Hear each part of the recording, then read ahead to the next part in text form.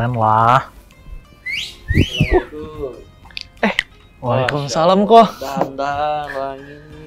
Iya kok. Ngapain ini, mau kemana? Mau ketemu calon mertua. Deg-degan tapi kok. Nah, deg-degan kenapa? Ada Allah, tenang aja. Nah ini nih kok masalahnya. Kenapa? Aneh itu takut. Apa yang ditakuti?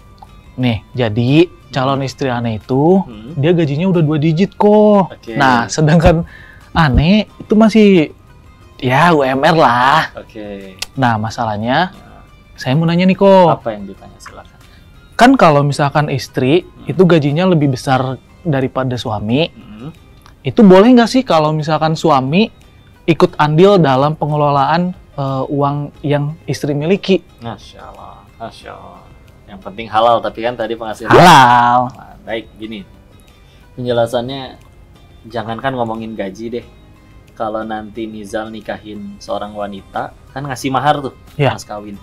Yang diberikan dari Nizal ke wanita dalam bentuk mas kawin aja, itu 100% milik perempuan.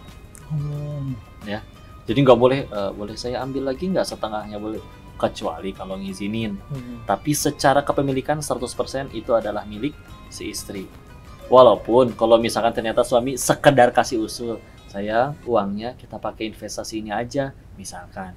Hanya sekedar usul, itu masih boleh. Tapi kalau nyampe di take over, oh, uang kamu, mana dong biayain aku suamimu? Nah, itu jelas nggak boleh. Karena kan ar-rijalu qawwamuna 'alan nisa, An-Nisa 34, laki-laki itu adalah sebagai qawwam bagi perempuannya. Kalau masalah perkara gaji istri lebih besar daripada suaminya masih nggak apa-apa selagi dua-duanya halal. Tapi memang kalau koko pribadi ya, tadi kan pandangan secara Islam.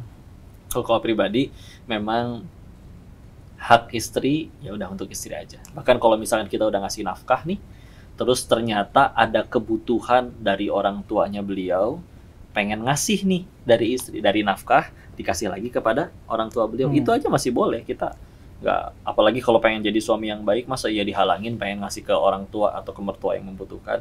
Jadi silakan. Untuk istri itu uangnya dikelola sendiri, apalagi yang jelas-jelas mahar tadi aja itu harus 100% milik istri, apalagi kalau misalkan itu didapat dengan dia kerja keras sendiri, dan itu ya 100% milik dia. Tapi kalau misalkan ternyata istri mau memberi kepada suami, itu amal soleh, itu pahala, silakan. Yang penting tetap komunikasi aja ya. Dan yang paling penting teman-teman, dari ilmu investasi itu kita mesti ingat nih, sebenarnya double income itu bagus untuk keluarga baru. Ya, dua-duanya punya income. Kenapa? Karena bisa berkesempatan bagi Nizal dan nanti pasangan Nizal ini untuk berinvestasi dalam nominal yang lebih besar lagi. Tapi tolong diingat, sebelum berinvestasi ada baiknya sama-sama komunikasi dulu untuk membicarakan keuangan.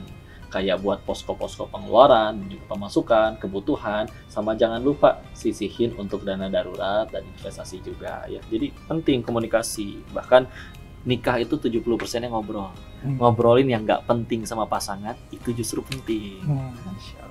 Alhamdulillah, jadi tahu nih kok.